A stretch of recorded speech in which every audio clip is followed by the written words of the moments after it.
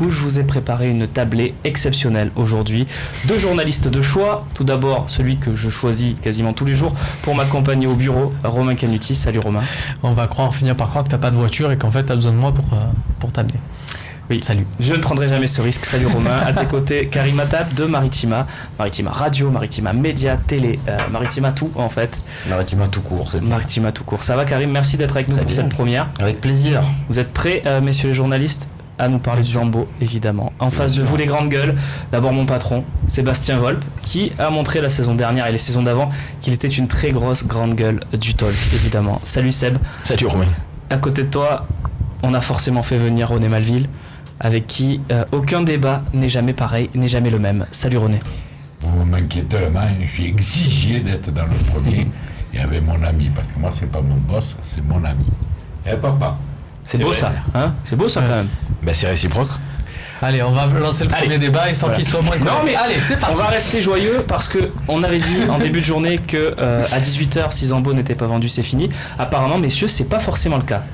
Oui, parce que tu peux. Alors c'est explique-nous ça, un point du règlement en Angleterre, mais tu peux, s'il y a accord tripartite, donc comprendre tripartite entre le club vendeur, le club acheteur et le joueur, après 16 heures, il y a la possibilité de prolonger de 2 heures l'officialisation. Voilà, ça permet. Donc à partir de quelle heure ça sera fini, ça sera mort si on n'a pas fait 20 heures. 20 heures. 20 heures. Par heure contre, française. Heure française. Voilà, oui, Du coup, on reste là jusqu'à 20h. Non mais voilà, pour dire aussi que c'est pourquoi cette mesure-là, c'est fait pour les clubs qui décident de faire signer beaucoup de joueurs en même temps, et c'est le cas actuellement de Fulham, qui outre Zambo enregistre la venue de l'attaquant de l'Atlético qui était prêté à Valence l'an dernier, Luciano Vietto, l'Argentin, et il y a aussi Fosu Mensah, un jeune espoir anglais, voilà, de Manchester United, qui joue latéral droit. D'accord. Donc c'est un problème de Palace l'an dernier, voilà. Donc on va dire c'est pour permettre aux fax de pas passer les feuilles. Du moment que mon ami Momo Bouafsi l'a dit, c'est écrit et accompli. Karim, voilà. Question à répondre à ça. Non, rien. Bravo Momo. Bon, après, c'est pas Momo qui a annoncé la première fois ça sur le départ de Franck Zambo Anguissa. C'est le Daily Mail. Exactement. Et c'est vrai qu'on a. Je vais pas dire qu'on l'a pas vu venir, parce qu'on sait depuis plusieurs semaines qu'il est suivi par pas mal de clubs anglais. Il a très bien été noté par l'ensemble des scouts qui l'ont suivi. Après, moi, ce qui m'impressionne un peu, là, je le dis, c'est le montant, c'est au conditionnel. On nous parlait pendant toute la journée, évidemment. On nous parlait toute la journée d'un montant entre 25 et 30 millions d'euros. Et là, en ce moment, on parle de 30 millions de livres sterling, c'est-à-dire un petit peu plus de 33 millions d'euros. C'est quand même pas mal. Et on attend l'officialisation. Il y a une cause là-dedans aussi. Ce qu'on expliquait, tu disais, on le voyait pas venir. Alors c'est pas pour prêcher pour notre paroisse. Non, on avait un peu annoncé sur le Phocéen, qui t'a un peu se faire un peu brûler sur les doigts par certains qui nous disaient vous cherchez à déstabiliser le club, tout ça. Bon, on les salue, hein, on n'a pas eu besoin de ça, malheureusement ça se fait, les clics. Hein.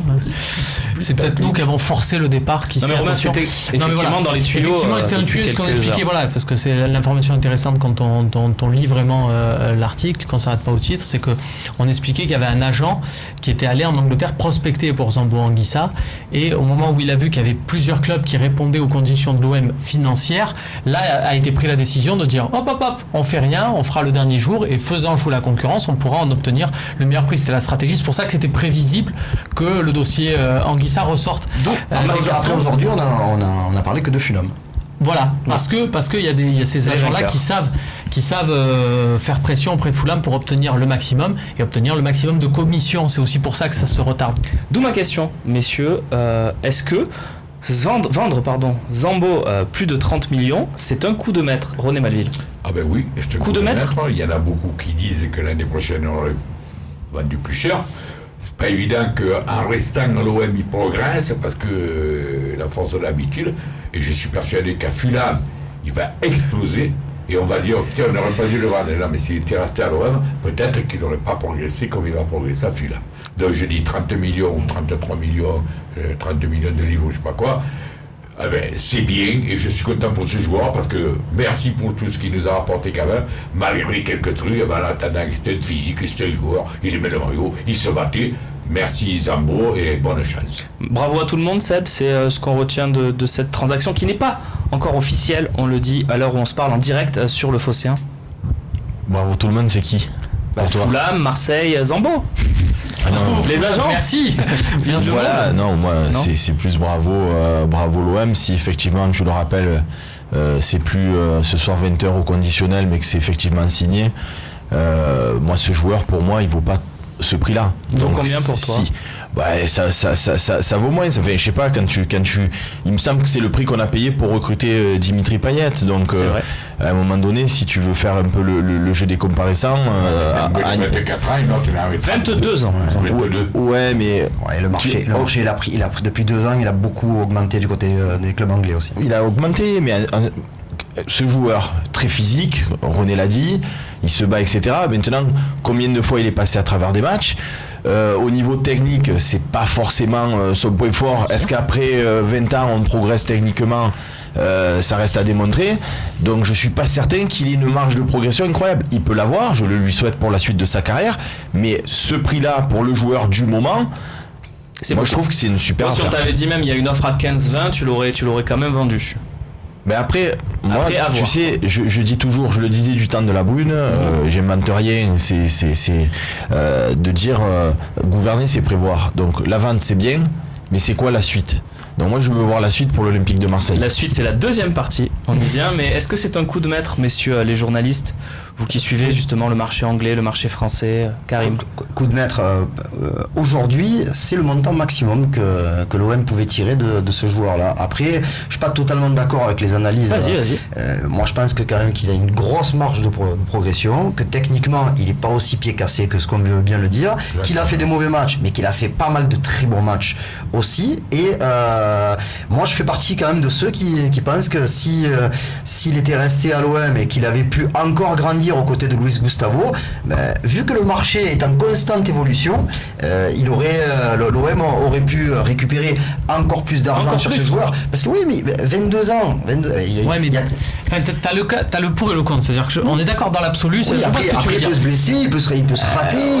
Mais bon, là, il est sur le pente ascendante. Et on voit, et Zambo, et ça rejoint ce que disait Seb, c'est que des fois tu regardes des matchs et tu as l'impression que par bribes il monte de bonnes séquences et tu te dis s'il gagne en régularité il peut nous montrer. C'est vrai que techniquement il est pas si maladroit que ça, que son physique pourrait le laisser penser. Tu te dis il peut exploser, mais il peut aussi ne jamais exploser. Et ces trucs d'or ça va très vite. Moi je me souviens de Daniel Van Buiten après une saison de feu, il y avait des offres du Bayern, on a dit on garde. Bon au final ça s'est mal passé, il y a eu un changement de coach machin et on l'a vendu le quart du prix. Donc c'est très bien d'arriver à faire ça. Et puis surtout ce qu'il faut dire c'est que on vend un mec qui n'est même pas titulaire à l'OM. Le montant du transfert, je sais pas, faites les comparaisons, on doit avoir le top des plus gros transferts. On doit l'avoir. Il va arriver. Regarde les plus grosses ventes de l'OM, tu vas voir, tu vas remarquer que on y arrive. Tu vas remarquer que sur les 5 plus grosses ventes de l'OM, Zambo il se situe limite à la 2e place là. Entre 2 et 3 quoi. Et tu vends un mec qui n'est pas titulaire. Évidemment le marché n'est plus le même. Mais regarde au niveau de tes ventes. Non, je suis d'accord. Dans ton top 5 tu as quoi? Batshuayi, il fallait que tu donnes 30% au Standard de Liège. Imboula, tu l'as fait avec Doyen Sport, on sait ce que ça t'a coûté derrière. Et Thauvin, t'étais obligé de prendre Cabella. Là, tu le vends et c'est bon, c'est fait. Alors je veux bien qu'il y ait un échelonnement de paiement. Et bon voilà, dans les caisses c'est pas mal. Quand on parle de coup de maître aussi, moi l'argument que je mettrai en avant également, c'est que Zambo, sauf à dire des inepties, mais je serai tout de suite rattrapé par la patrouille, il a fait des belles prestations que et uniquement que lorsqu'il était avec Gustavo. Donc c'est pas un joueur qui par lui-même rayonne, qui par lui-même sécurise un Sanson ou sécurise un Bouba Camara, c'est lui-même qui à date doit être sécurisé par un Gustavo. Et chaque fois que je l'ai vu jouer sans Gustavo, il a été moins bon. Donc est-ce que c'est un coup de maître à date? Moi je pense. On peut dire la même chose de tous. Samson, Lopez, Anguissa, ils étaient bons quand il y avait Gustavo. C'est pas faux. En même temps, il y avait Gustavo tout le temps. Donc, quand Gustavo a joué derrière, c'était compliqué. C'était beaucoup plus compliqué. Parce que tout le monde était bon avec Gustavo. Il valorisait les joueurs, ce garçon. Et peut-être que Fulham, il l'a acheté parce que peut-être qu'il y a un joueur dans le genre Gustavo, le mettant à côté de lui. Tu vois pas le dire. Parce que quand on me parle, moi, on va pas. J'ai pas dit comme elle est d'accord que je suis contre ce joueur, je l'adore, je l'aime, je t'embrasse. Quand tu me parles des matchs manqués, pas manqués, je vais te parler 30 millions, je vais te parler encore de Bayern, que j'ai payé 30 millions à 30 ans, et à part les 6 derniers mois moi de la dernière saison, dis-moi un petit peu, est-ce qu'on avait un Payet qui en valait 30 millions? Il a 30 ans. Ah, tu es toujours là-dessus. Ça fait 25 émissions que tu parles de Payet à 30 millions. Je parle de Payet parce qu'à partir du moment où il a mis sur le plateau, c'est 30 millions, il avait 30 ans, lui 22 ans, le 20-30 millions, il me dit... Il a manqué les matchs, il n'y a pas que lui qui a manqué les matchs, et les mecs ont manqué les matchs, des mecs qui sont venus alors ici. René, je vais te poser une question simple. Alors on va me dire c'est pas le marché anglais, on va me dire mais à un moment donné la valeur c'est pas parce que c'est le marché anglais, c'est pas parce que c'est le club d'en face qui met les sous. Voilà, Khaled Tassar, il a coûté combien pour venir à l'OM? Et est-ce que toi, un finaliste du mondial, tu le fais 19. Donc par rapport à 33, tu le fais 1,5 fois moins fort que Zambo. Enfin, si tu fais à la proportionnelle sur la valeur marchande. C'est bien sûr, c'est une base. C'est difficile. Le marché des défenseurs centraux aussi, c'est un petit peu différent. Caleta en Croatie, c'est quand même le troisième. C'est pas un attaquant. Non, bien sûr. C'est milieu relayeur. Mais les Anglais, ils aiment ça. Oui, mais attends. Mais les Anglais, ils aiment les stats aussi. Faut pas oublier que Zambo, l'an dernier, c'est 0 but, 0 passe décisive. Non, mais c'est le seul joueur. Dans son activité, il a des... Super. Non, l'activité, je sais pas si tu as vu le comparatif avec Fabinho. Non, mais 0. Karim, à un moment donné, 0 but, 0 passe décisive, tu regardes tout l'effectif. Tout court même, il a jamais marqué avec l'OM. Tu regardes tout l'effectif, les seuls qui n'ont pas réussi à marquer ni de faire de passe décisif, c'est Abdenour et Sertic. Vraiment, c'est pas une vanne. De toute façon, Karim a répondu à ta question tout à l'heure. Tu as dit est-ce que c'est un coup de maître? Et Karim a dit c'est le prix maximum qu'on pouvait le vendre à date. Donc par voie de conséquence, c'est un coup de maître. Voilà. Très bien. Messieurs, moi je suis content pour ce joueur, parce que ce joueur a 29 ans, que tu le veuilles ou non, chaque fois il est allé sur le terrain, il s'est battu, il a donné tout ce qu'il pouvait, et on ne peut pas le lui reprocher.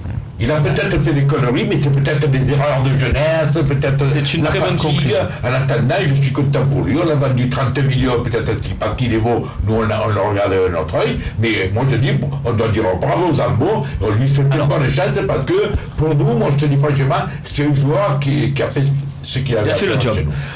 On précise, encore une fois, qu'on est en direct, que Zambo n'a pas encore été vendu 30 millions.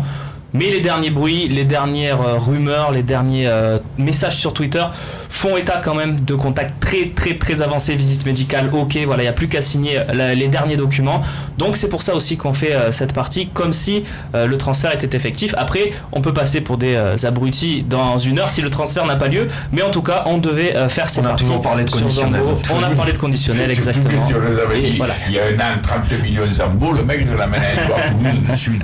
Qu'est-ce que tu veux dire, ça? Rapidement. Non, c'est qui en finale d'Europa League? Je me souviens plus, j'ai un trou de mémoire, qui manque un contrôle, qui vous fait la première ouverture. On a peut-être perdu 10 millions sur cette. Voilà, parce que s'il manque pas le contrôle et qu'on prend pas le premier but. Si tu remontes là, il y a la moitié des gens qui pensent que c'est lui et l'autre moitié qui pense que c'est la relance de Mandanda. On a déjà fait ce débat. Je vous propose d'avancer sur le deuxième débat. Il est impliqué, 30 millions, c'est beau. Si vous me faites tous les débats de l'année, le prix de Payet, le contrôle de Zambo sur la. On va pas le faire.